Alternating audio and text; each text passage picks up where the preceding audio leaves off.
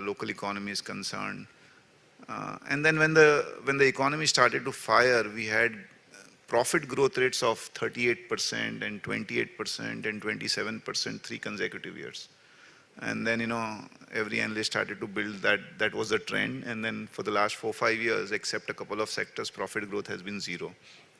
Having said that, I think, as I mentioned earlier, in 2017, you had metals which started to do very well, led by restrictions on production on a wide variety of not only metals but chemicals and a lot of other products, which has led to significant increase in profitability. Corporate balance sheets are very strong, and consumer spending has been very strong. So whether you take two-wheelers, four-wheelers, even some of the consumer staples and consumer non-durable sales, we hear about record AC sales and so on and so forth.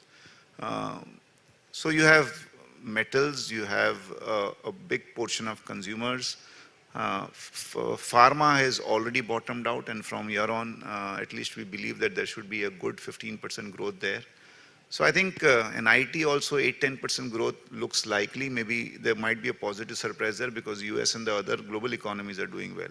So I think the only segment which is left is basically a large segment, which is the banking and financial services side.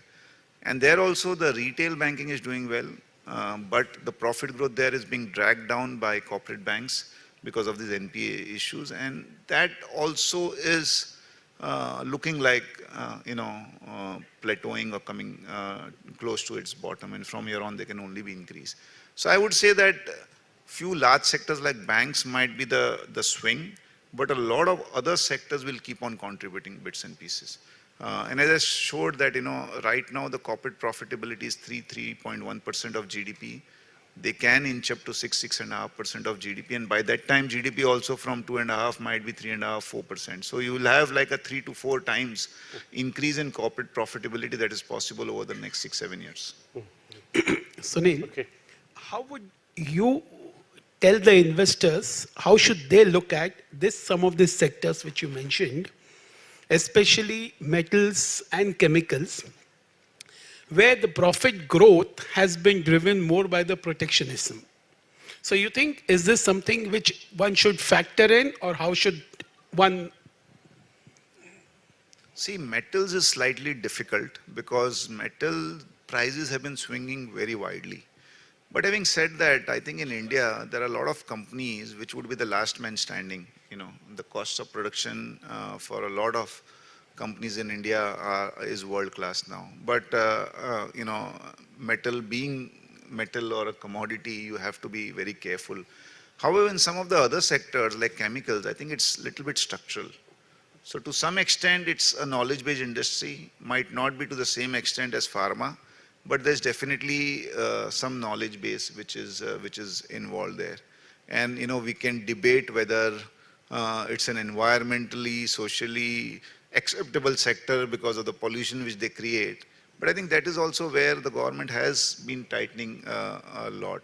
So we have to be careful. Just don't look at a low PE ratio and buy into these companies, because by nature, when things are good, these sectors would have low PE, and when things are bad, these sectors would have high PE. So in fact, it makes sense to buy these companies when the PE is high rather than low. But chemicals, I would still say that it is a little bit more structural than metals. Metals, you have to be very careful. Yep. Amisha, if I could come back to you for a minute. Last 2 years probably has been a wonderful period for the mid caps and small caps, except if I face it out for the last 6 months, or last 3 months kind of thing. Now, coming from you, do you think this mid cap story or small cap, mid and small cap story is here to play out yet again? Or having seen the big correction, sharp correction, etc., that it is going to be a bit on the lower side going forward? I think very interesting question. So somewhere around FY14 or so, when with the Modi wave, the things were looking up, and when I used to visit a lot of companies, the companies used to be for FY15 at 7-8 times. When I visit now, they are nothing less than 23-24 times post this correction. And mind you, it's FY19 or FY20, not of course 18 is history, but mostly FY20. And on the top of it, particularly last year, when we have seen, as what Sunil says, there is a huge choice, but people quite didn't make a lot of choice. Out of 4,000, 3,500 companies on stock market at least did very well. So I think this, particularly this year, will be the year when a lot of sanity will come back. Both some of the companies which are doing very well underlying, I think their trajectory will continue to be exceedingly good. And there the valuation will still not continue to be the parameter. But in terms of larger universe, the number of performing stock as compared to last year will substantially come down this year. But on a medium-term basis, if we see next 3 years, I still think that the interest rate outlook is not very harsh, it's benign. The huge churn because of GST and rest of the reforms in terms of organized, in favor of organized from unorganized, will continue to make quite a few mid-cap, small-cap, very interesting play, but choose and pick and choose will be the rule of the game going forward. And little bit madness that we were seeing last year, I think it's going to be very difficult to get that again. Madam, what you are saying is it's going to be more stock specific. Yes. Yeah, Dilip. I think just one more perspective over here, that a lot of these mid-cap companies now which are hitting through the new issues, I think in a lot of them there is some good amount of potential, and also from the corporate governance angle and some of those parameters also, they are faring pretty well. So I think this new spate of these new issues, certain select portion mid-cap companies possibly hold a good promise in the future. Can I add one more question, Please, unsolicited, right? Which is the point Sunil said that boss 3 saal se wait kar rahe hain, earnings growth nahi aa raha hai. And you also said, I am confident earnings growth will come, but it has not come. I'm going to add an analytical framework to this whole discussion, which says why it did not come and why it will come now. I'm super bullish on India. Okay, the reason is 2015, the world economy shrunk by $5 trillion. It went from 78 trillion to 73 trillion dollars. I wrote a note at that time, honey, I shrunk the world by $5 trillion. And the analysis of the note was driven by that. I wrote that in April 2016. Now, the point I'm trying to make, I won't go into the analysis of that note, but the world goes through 7-8 year cycles, right? The brand new cycle for the current cycle when started in Feb 2016. Okay? The world shrunk by $5 trillion in 2015. The bottom of the cycle was Feb 16, and the brand new cycle started in Feb 16. Mr. Mondal will confirm this, that every person he met anywhere in the world for all your projects will say, world is ending, all our projects are dying, we are screwed, right? No, but that was the bottom of the cycle. Okay? Yeah. The world in dollar terms has grown at almost double-digit data, high single-digit, right? Yeah. In the last 2 years, okay? Now the question is, this cycle still has legs. The US slowdown will call a mid-cycle correction. Now I'm coming to Sunil's point. Why has earnings growth not come? Right? First, you had the world shrinking in 2015, which had its implication on India. Then you had Demon in November 16. Yeah. You had GST in summer 17. Correct. Boss, no company, you go to any management and say, boss, I need a stable environment to operate. I don't want disequilibrium. I cannot deal with disequilibrium. Roz tum ye badlo, wo badlo, ye badlo. It's not going to work for me. I need a stable picture. I can run my business at 100 miles per hour.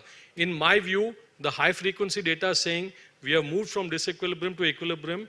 Look at two-wheeler sales, 25% plus. Look at car sales. Look at energy consumption. Look at oil consumption. Look at electricity data. Any high frequency data saying the environment is stabilized. Everybody's running now, going to run at 100 miles per hour. Yes, there are pockets which are not running, and that the power sector is not going to run in new capacity generation. So there'll be a few pockets that won't work. But in my view, if earnings growth is in excess of 25%, I won't be surprised. And this is going to be the real bull market for India, in my view. Now, I'll just add something out there. When we met a couple of the wheel companies, which makes, the wheels, passenger cars, commercial vehicles, and two-wheelers, etc.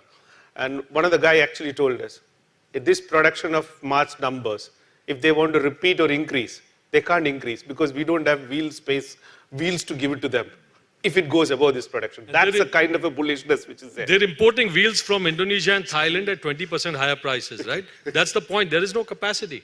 Capacity. Okay. Sunil, coming to you. Last year, a couple of years, let me put it up 2 years or so, one sector which has actually come out of the blue and did very well is specialty chemicals. There is a lot more which is being discussed on specialty chemicals. What happened, China play and all those things. And there is a general perception that probably till the time this Chinese come back into a production, etc., for one more year, you will see the specialty cycle doing very well, etc. Thoughts on it, please?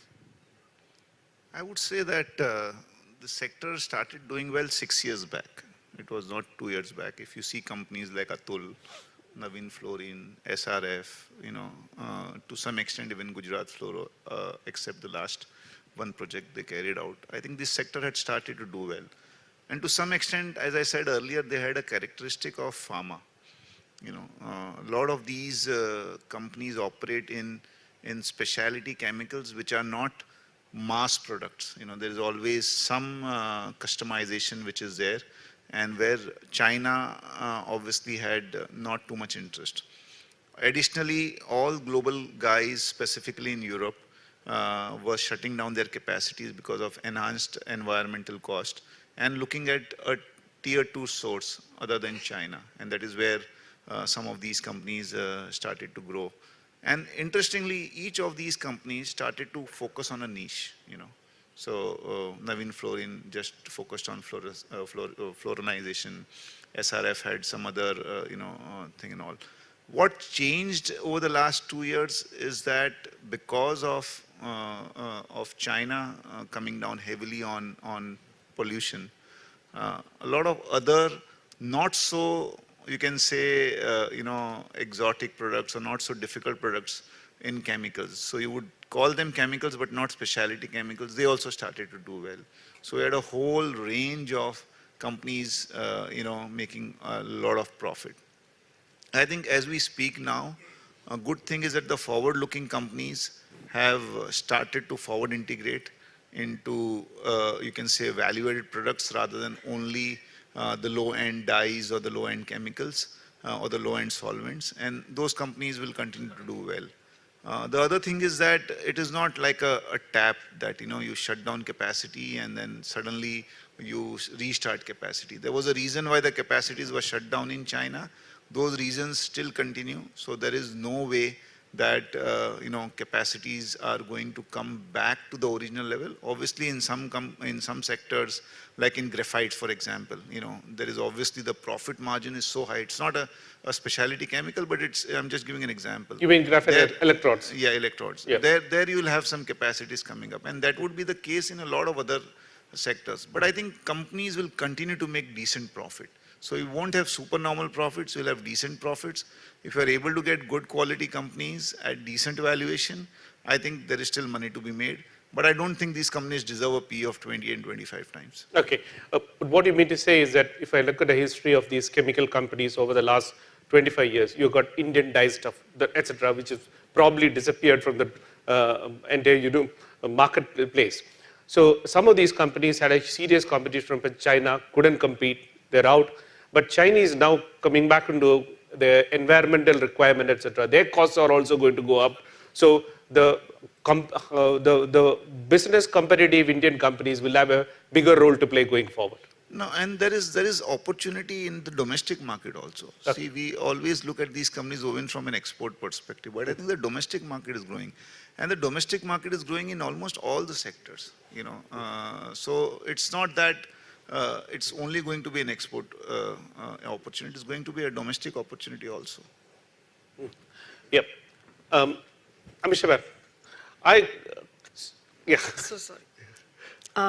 I would like to throw one question here because we have a panelist who Yeah. is also a specialist in the real estate side. Yeah. Am I right? Yeah.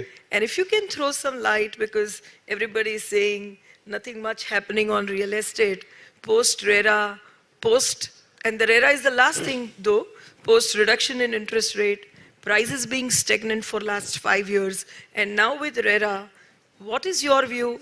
Are we going to see happening in real estate side? Residential, commercial, whichever way you think you should would like to explain.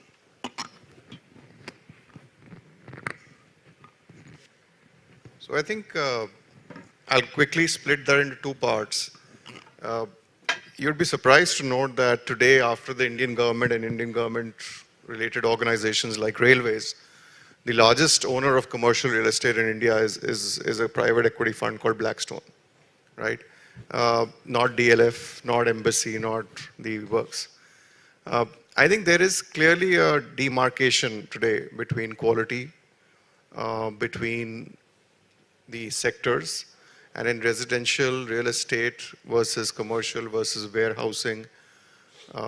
Clearly the winner today is commercial, and commercial is more directly linked to the economy and the expectation in the economy.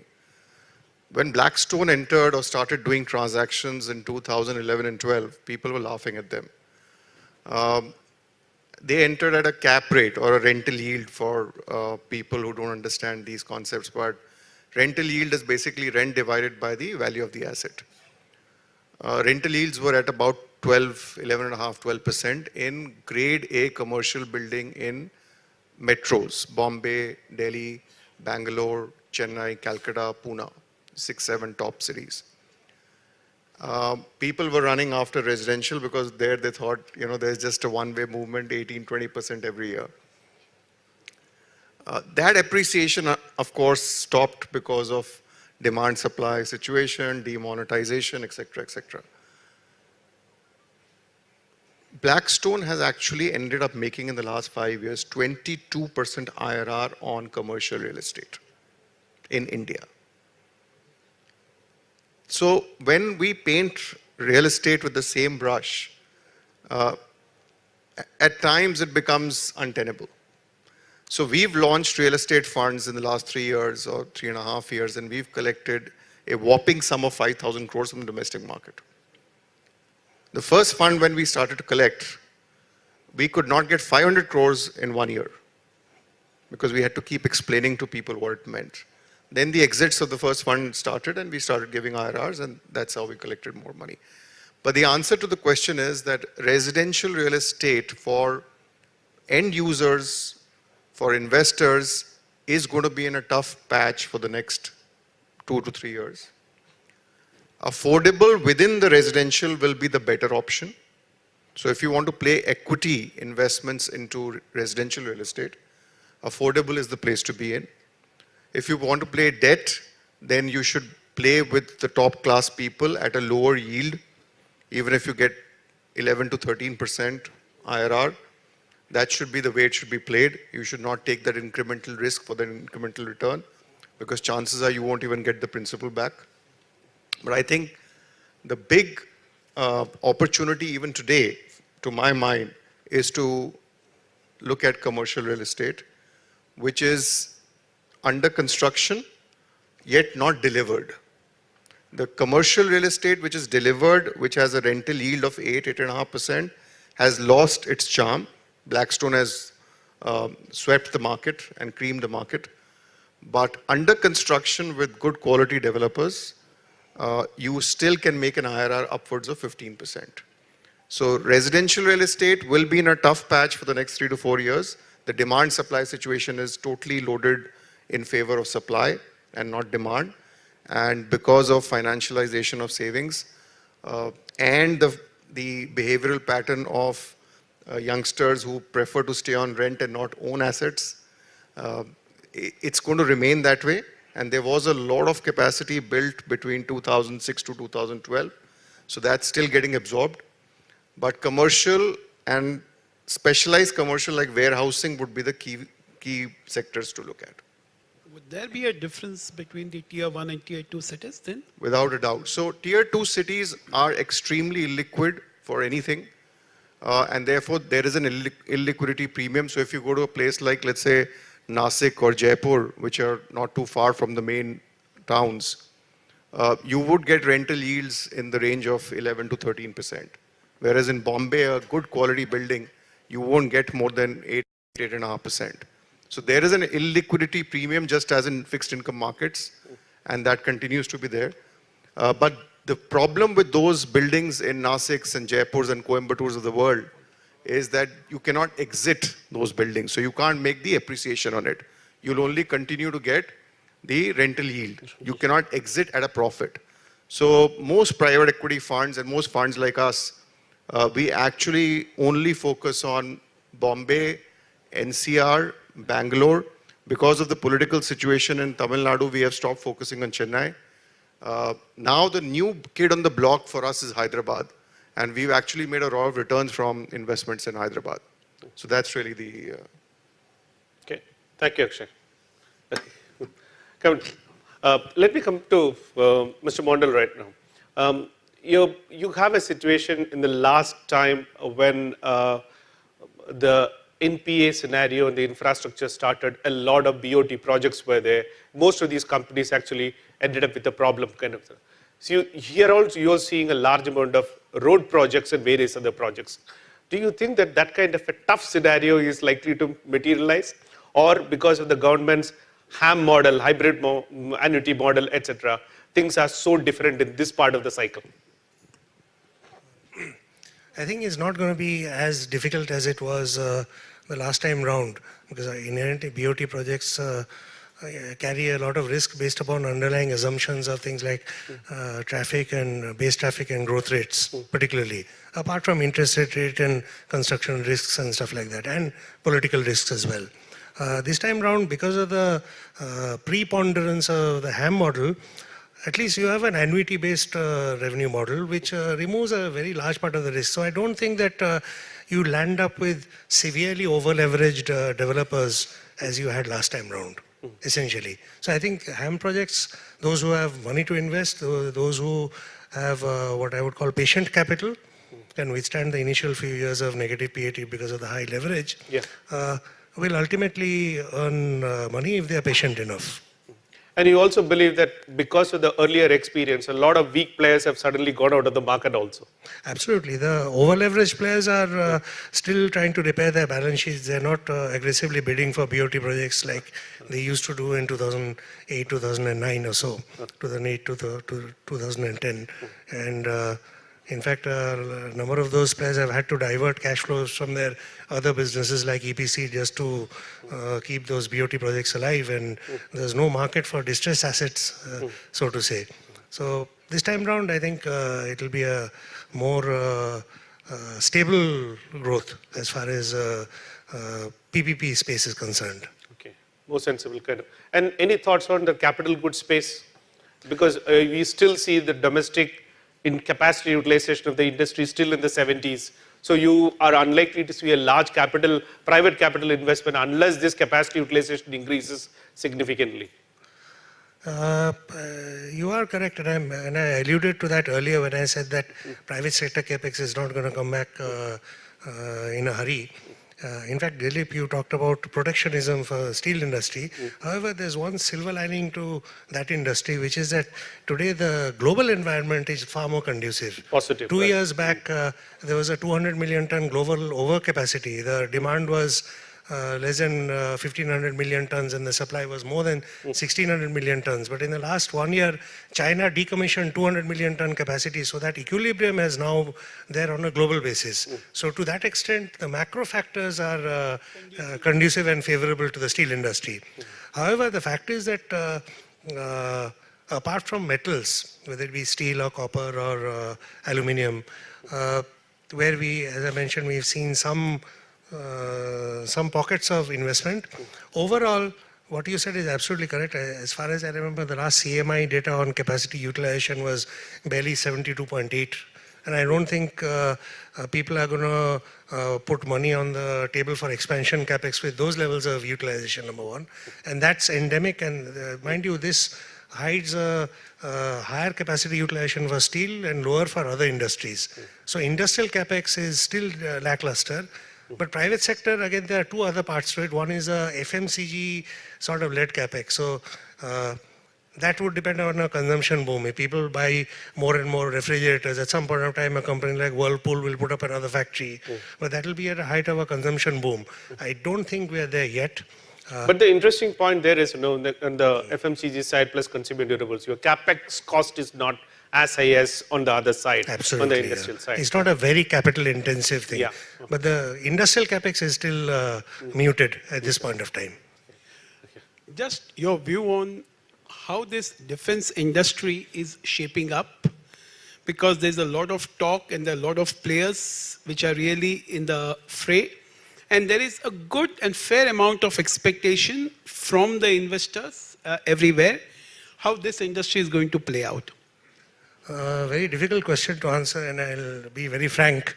What my CEO recently said in some TV interview, Mr. Subramaniam, was that defense is like a perpetual startup. You keep on waiting, it never happens. But be that as it may, see, the macro factors are all aligned towards a larger private sector participation.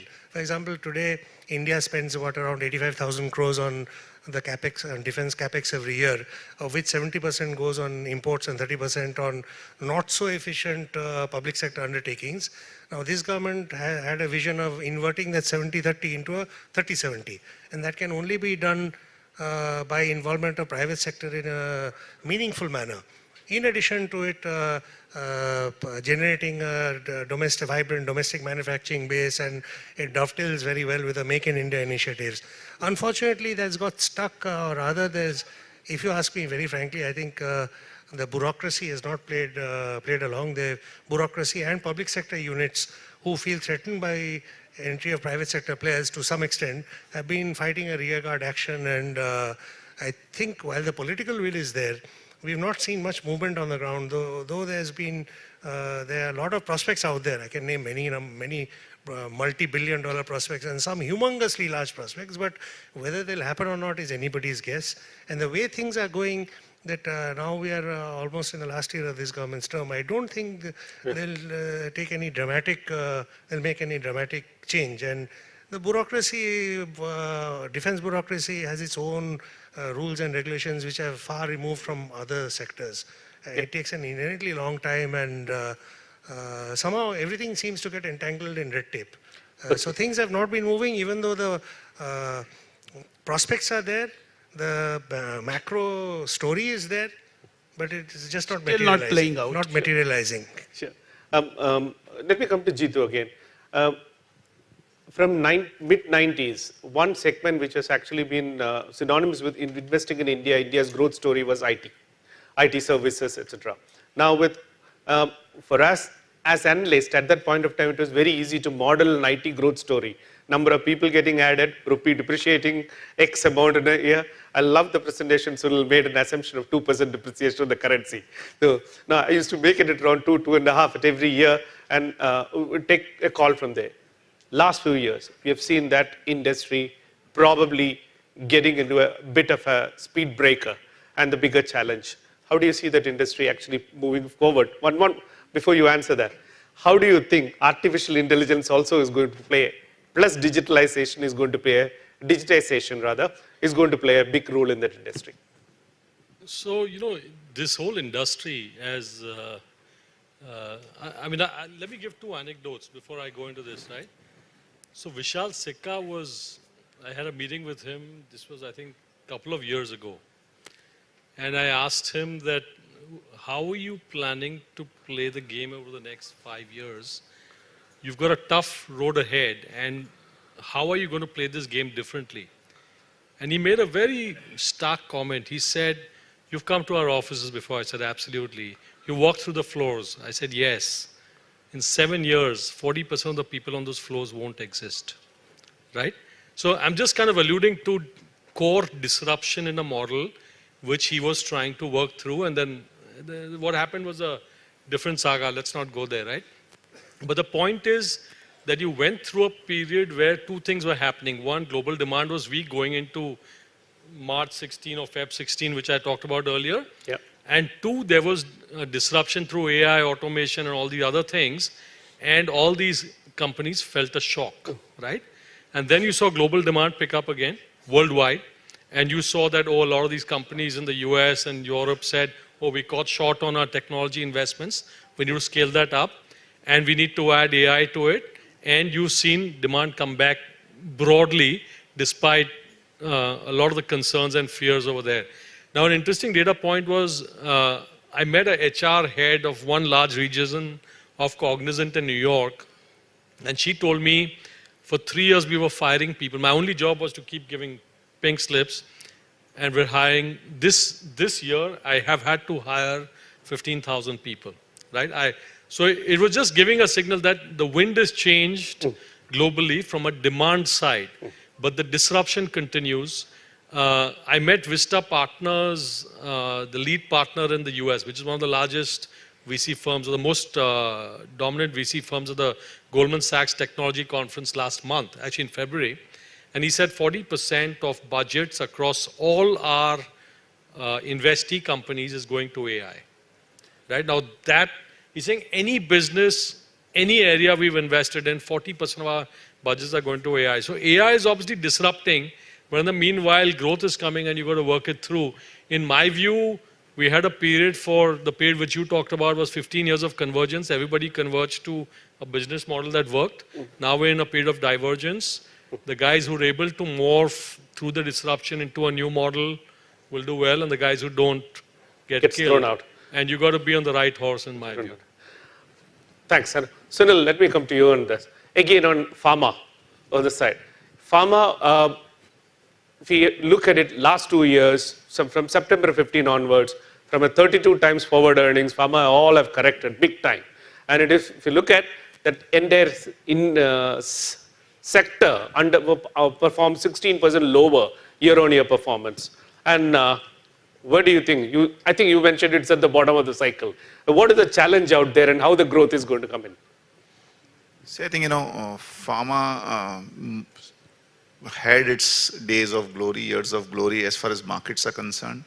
So if you see 2007, the market cap of one real estate company was more than the total pharma sector. Combined market cap of the pharma. Or the total pharma sector in India. So I think, it was completely out of favor.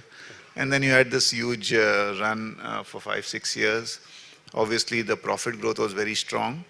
And when the profit growth is very strong, the PE ratios move up quite dramatically. I think last couple of years, what we have seen is a lot of regulatory, headwind, particularly with respect to US FDA. And I think that is now almost coming to an end. At the same time, the approval cycle in the US has shortened, so more and more companies are getting approvals. So this huge bounty of exclusive profits which the companies used to get are not that large. Having said that, I think the valuations have corrected quite meaningfully. And one segment of pharma, which is, I think, very, very attractive, is the domestic pharma. Domestic pharma. So, in our youth days or in our childhood days, we used to hardly pop a tablet. Yeah. Now for every thing on a daily basis, it's becoming very common to just pop a tablet. Yeah. Kabhi sar dukta hai, kabhi pair dukta hai, kabhi haath dukta hai, kabhi daant dukta hai. For everything we have we don't even think, we just pop a tablet. But even after that, the total domestic pharma market in India is like 85,000, 90,000 crores. One drug of Pfizer, which it went out of patent, Lipitor, was $13 billion globally. So one drug was equal to the complete pharma market as far as India is concerned. And if you see the domestic pharma market, it is growing at 15%, which is more than the consumer staples. It is growing faster than the soaps and detergents and anything else compared to that. The ROEs are very, very strong. Yes, the news flows keep on coming of government putting some pricing caps here and there. But then if you see the private equity deals on the domestic pharma side, they are like multiples of sales. So I think pharma as a sector is a great sector, and frankly at these levels, it is going to give you above market returns. Okay, thank you. Yeah, I'm sure. Sunil, Jitu, as you know, Mr. Dholakia said, today is the best time. अभी सबसे बेहतर time है और आपको पता है क्यों अभी सबसे बेहतर टाइम है? सुनील अभी फंड मैनेजर नहीं है, जीतू अभी फंड मैनेजर नहीं है और हमारे गुजराती में बोलते हैं करवानु सु See, I think I So made... she can share his top 1, 2, 3 as he likes ideas, specific stocks with us. And I must just say, I was privy to one of his recommendations, UPL, when it was just around 125 or something like that. And he just told me that you must buy this, because I generally used to call him up during this Diwali Murat. So he used to give me... क्या है ना, जो हो गया ना, उसको भूल जाने का. नहीं, अभी what is the next? मैंने ये किया, मैंने वो किया, वो सब खत्म हो नहीं, गया. अभी कौन सा next UPL है? That is what we are I asking. am an ardent sports lover and I used to play cricket till 2-3 years back. फिर थोड़ा back में problem आ गया. Century मारा, वो खत्म हो गया. अभी आगे के match में क्या हुआ? So I think one thing which I reiterated in the presentation is that it has paid to be positive on India.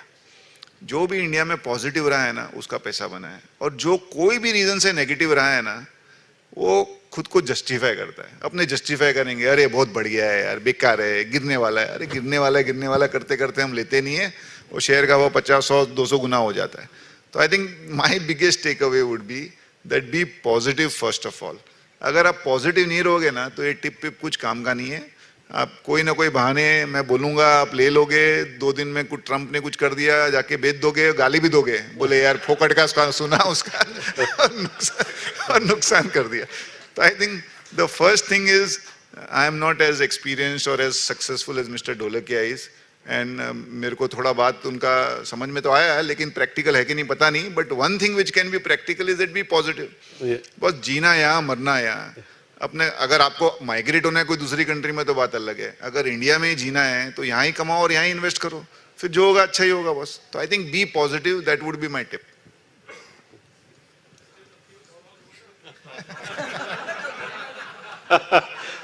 So, Sunil, you take.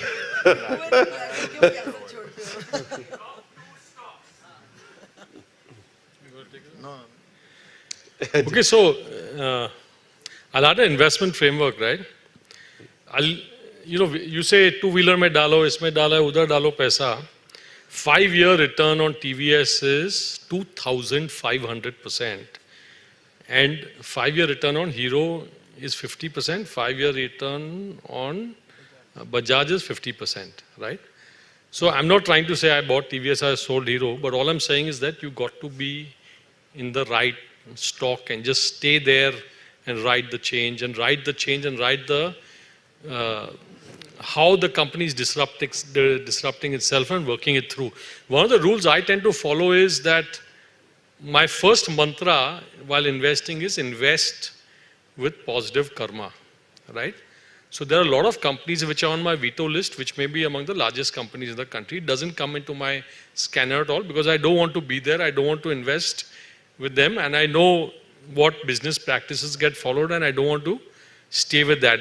So I would say to add 2 things. One is follow what Sunil said, be positive. Second, align with positive karma. And third, just invest with good businesses. I mean, nothing like a good business. There are lots of good companies which are good businesses in this country, and just stay with them. Now, are we on media? Are we recorded for media or no? It's Facebook Live. I can see those young Is that okay? It's Facebook Okay, so what is one company I like? I mean, I can just give you. See, I like a company called Edelweiss. It's great management. They made a lot of mistakes in the past. 2004 to 2014, 10 years, they did well, but they made a lot of mistakes. They've learned from their mistakes. They've understood what it needs to win. They've mapped profit pools for their businesses.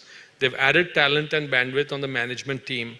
And I think if you were to think 3 or 4 or 5 years out, all the business that's being lost by a lot of the legacy public sector banks, some not so good private sector banks, is going to be won by these guys. I think the leadership is fantastic. And even it is one of the biggest beneficiaries of NCLT because it's built this 50,000 crore ARC book, and that book, when you have resolutions in Binanis and SRs, you will see profit pools coming over there. So I think for the next 5 years, this would be a good business to own. Jitu, let me ask you, when you mentioned the financials, a quick question. You see the valuations of microfinance companies. Recently, there was a microfinance listing. I think that listing came in at something like 50,000 crores, which is probably not the valuation of the top public sector bank in the country, which is 30,000 crores, Bank of Baroda, PNB kind of scenario, and this 50,000 crores. Do you think that these kind of valuations that you are seeing for some of the microfinance is a question mark? So, I don't have a strong view on what you're asking, so I don't want to go there. Yeah. But my analytical framework is when anything's flavor of the season, anything's hot, be cautious because it's going to be attracting a lot of capital. It's going to be arbitraged out. And I don't want to be there sitting when that plays out.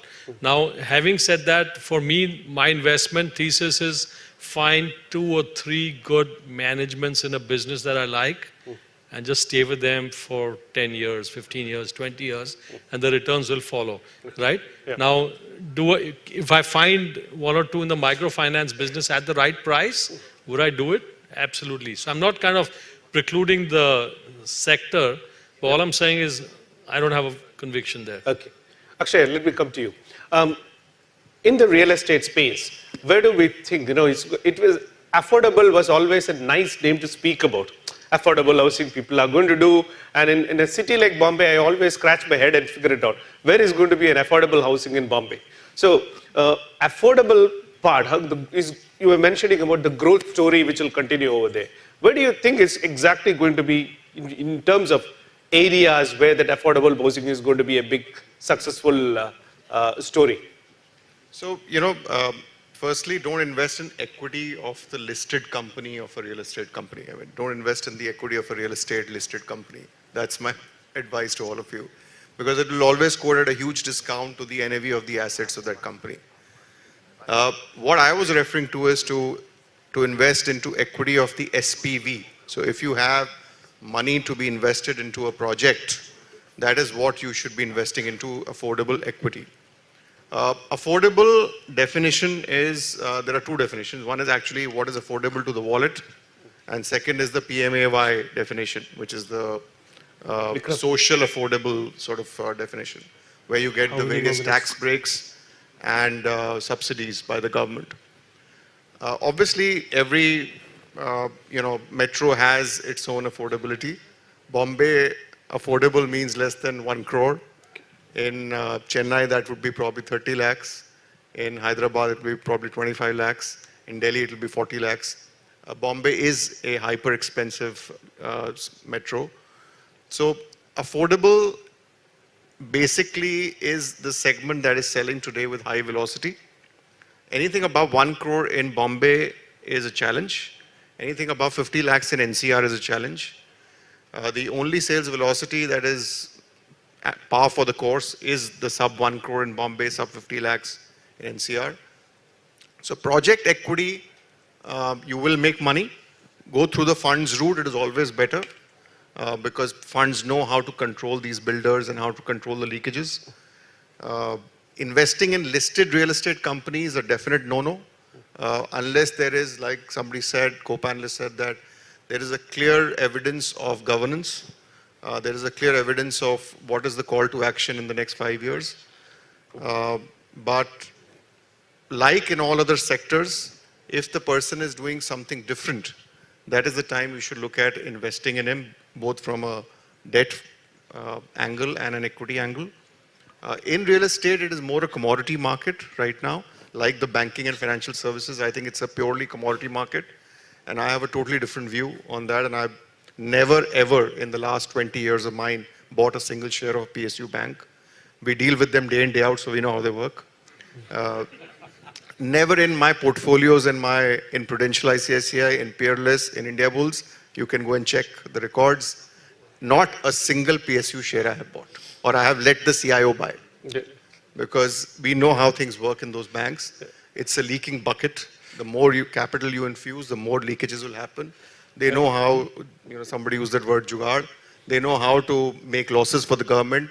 Until you privatize these ships are always sinking ships. So the similar manner, and that's why players like Edelweiss, etc., although I think he's taken a huge risk on a different spectrum, but players like Edelweiss will do well.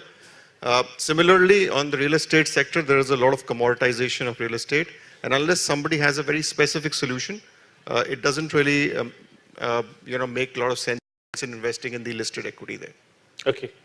On that note, by the time we get our next session of awards going, I would like on behalf of you to give them an opportunity to ask questions to our panelists, if they have a question. And can you quickly start preparing for the awards, please?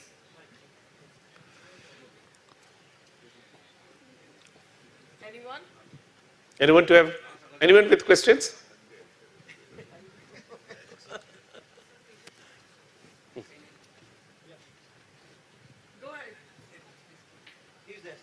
Go ahead, please. Yeah, it's on. Sir, I just want to ask that panels, sir who are in the panels, they said that don't invest more in equity of real estate companies. I want to ask with respect to the Navi Mumbai theme that currently Navi Mumbai is developing more. So if there are any players in Navi Mumbai, so should we invest in that company?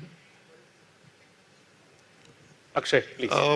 Firstly, there are very few listed real estate companies. There will be a handful of some 8-10 companies which have some liquidity in terms of volumes on a daily basis. I'm not too sure whether besides Oberoi in Bombay or Indiabulls, I can't think of a third name, which is a listed company. Typically in India, because of governance levels, real estate valuations are 1/3 or 1/4 of the asset values that those companies have. There is a perception about governance levels of these companies. DLF is a classic example. The NAV or the net asset value that DLF has today is 10 times its market cap. Just the land holdings and the assets that they own. Why is this 1/10 factor given to them? Purely on the governance factor, on the perception of governance. Whether they will act in the interest of the minority shareholders or not. And that is the reason why although I do have in my group one listed company in real estate, I do typically recommend not investing in real estate listed companies in the shares of the real estate company. Unless you find a very high quality multinational real estate company which comes into India and you think it's doing path breaking stuff and it has some huge entry barriers. It gets a top of the line energy efficiency award and it creates demand in that particular sector. Or if there is some new concept where somebody's cracked building a warehouse at 1,500 rupees a square foot, then I can still understand you may want to jump into that ship.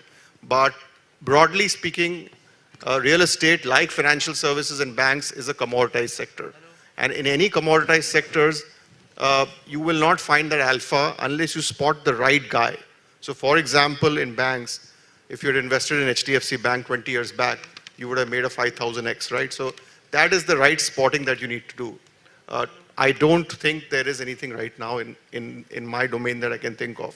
There is enough in the consumption sector. There is enough in the auto ancillary sector that you can look at. There are MNC auto ancillary companies that are quoting at huge discounts. There is a company in Bangalore, I can't take the name because it's part of my portfolio, but it's on a 600 crore turnover at a 120 crore PBT, it's quoting at a 900 crore market cap, enterprise value of 900 crores. So ridiculous valuations. You can find good companies on auto ancillaries. You can find good NCLT companies. Somebody mentioned there is an NCR-based NCLT company with an asset value of 35,000 crores, which is quoting at an enterprise value of 8,000 crores. So you can find these multi-baggers with decent governance, MNCs with very, very high quality monopoly sort of business. And therefore, one should try and be in those rather than trying to second guess the real estate market. Thank you. Thank you. Thank you so much.